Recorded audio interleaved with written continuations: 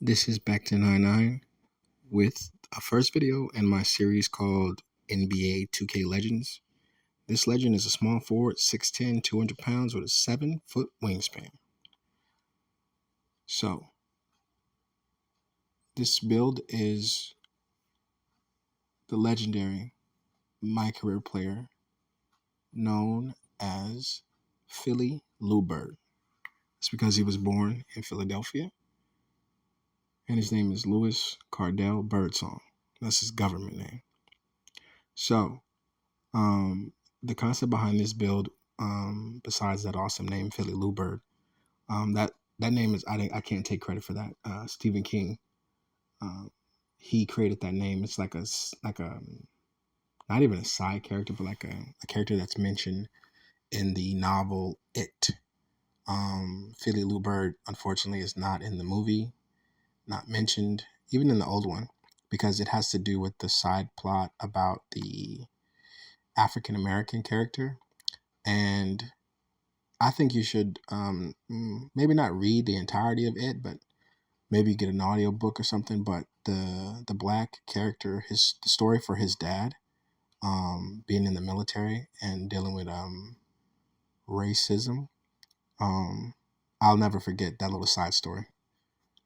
And in the movie, they kind of reference the fire, but it's way different and way better in the book or whatever. So that's some side context to the name Philly Lou Bird. But I like that name.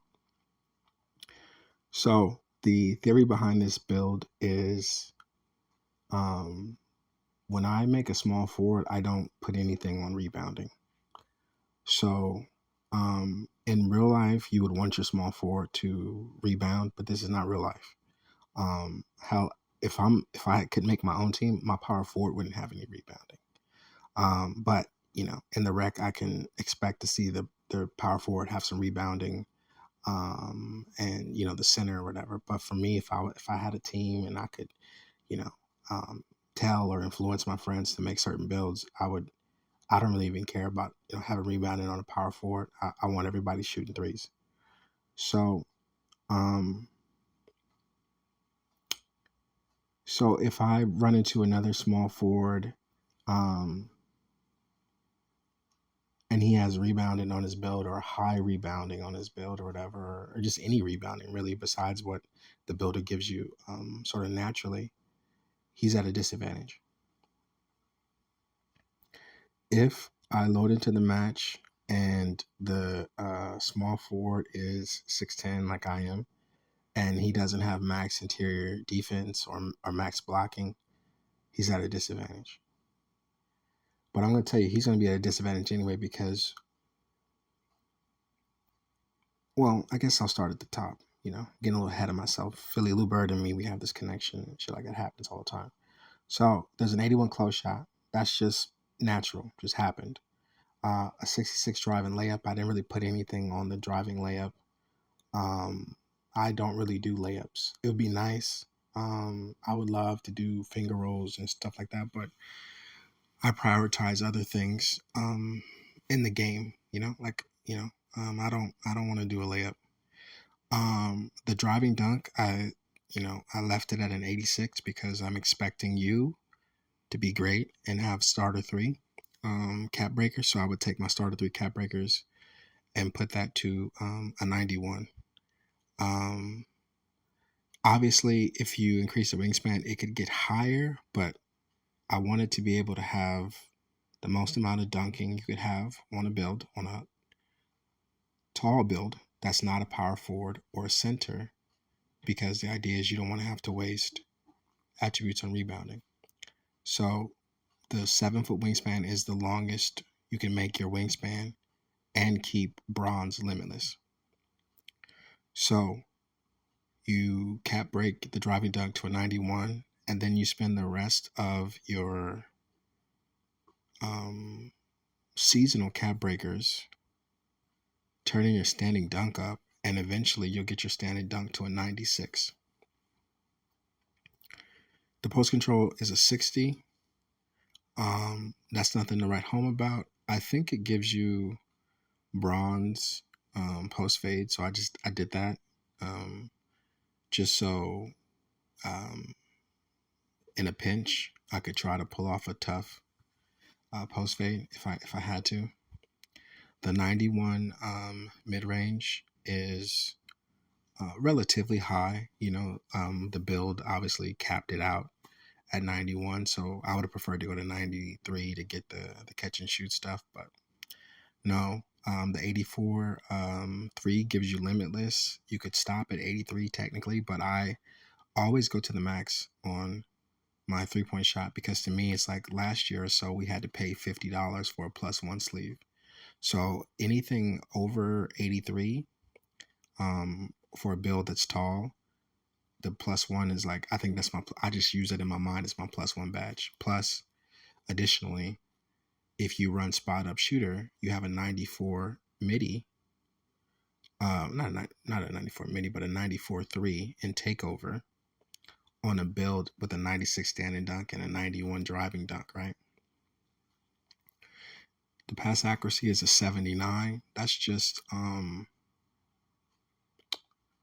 sort of to have it's like decent passing. It's like nothing to sneeze at, but nothing's going to be insanely crisp, but it's better than having a 65 in my opinion. And I can play in the rec with this one and throw the ball. Theoretically, if you wanted to take one of your seasonal cap breakers, you could put the pass accuracy up to 80, and you would get access to the orchestrator badge or offensive artist or something, and you could have I mean the bigger one is the orchestrator, because that could take your pass rating up to a 95. So you could look like a crazy passer out there if you wanted to. The ball handle and the speed of the ball is where this build takes a hit, a significant hit, because it's like you would obviously want to have more speed of the ball. You would obviously want to have more ball handling. So your primary, like a hammer, you have to really run without the ball in the full court set, but I don't get picked that much because I don't really dribble with this build or whatever. You'll be able to see like in the footage that I uploaded how I play with this build. So you have a 77 interior, an 84 perimeter defense. With the 84 perimeter defense, you get 3 and D. Takeover is an option. And if you really wanted to get crazy, you could run mirror. And I think that would put you +10. Yeah, put you like at a 99 perimeter defense if you really wanted to get crazy. But I think you should, use it on the your 3-pointer. And you have a 92 block. If you watch the companion piece to this Philly Lou Bird video, you'll see I was in a match and I was playing against a 6'7" shooting guard or small forward. I'm not sure what he was, but I got a decent amount of blocks on him. Maybe because of the height differential and whatnot. I'm not sure. So the offensive rebound is a 44. The defensive rebound is a 67, and that's just how it shook out. The speed is an 82. If you make it rain, you could have an 89 speed and take over. 78 agility. This is a finesse finisher build. I mean, that's not the build name, obviously. But we don't really prioritize strength on this build. It's a 57. If you're trying to get to the rim and they get in your way, like in motion, pass the ball. But in terms of standing dunk, I do contact dunks with a 57 all the time.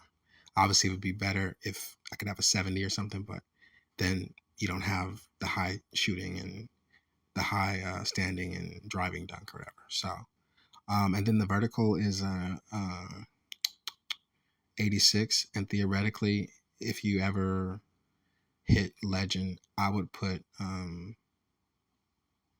I guess I'd put 5 on the vertical just to enhance the leaping ability, even if it's just a placebo effect or whatever. So we've come to the end of the video, and I'll see you guys in the next one. Back to now.